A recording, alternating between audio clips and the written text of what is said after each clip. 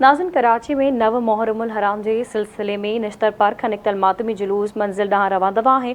मातमी जुलूस रिवायती रस्तन सदर जे एम्प्रेस मार्केट ऐं तिब्बत सेंटर खां थींदो इमाम बारगाह हुसैनिया ईरानिया खारा दर वटि नहर थींदो।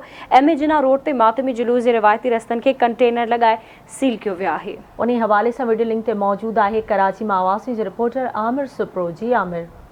हाँ जी बिल्कुल नवां मुहर्रमुल हराम जो जुलूस है वो नश्तर पार्क का बरामद थी चुको है। ही मुख्तलिफ़ रूटन का थींदो जो आखिरी जो इख्तिताम पज़ीर थींदो इमाम ईरान खारादर इन तरफ़ कैमरामैन हमाद तव्हांखे ॾेखारे सघे त ही जो जुलूस है वो नश्तर पार्क का बरामद थी चुको है। ही नुमाइश ते ईंदो। नुमाइश खां पोइ इमाम बारगाह अली रज़ा वटि उन खां पोइ जेको आहे तिब्बत सेंटर खां थींदो जेको आहे मुख्तलिफ़ रूटन खां ही जो जुलूस है वो इख्तिताम पज़ीर थींदो इमाम ईरान खारादर में।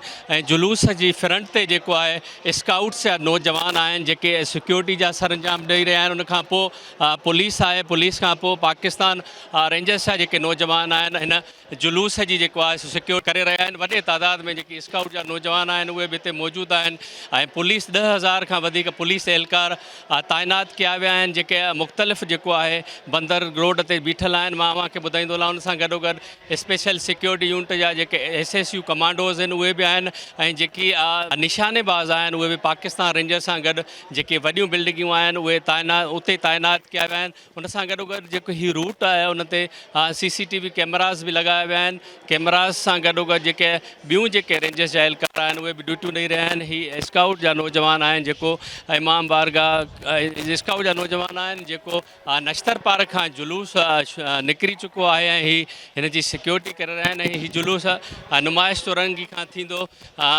इमाम बारगाह अली रज़ा सां गॾु जेके ॿिए रूट आहिनि उन सां थींदो जेके ईरान या खारादर में इख्तिताम पज़ीर थींदो।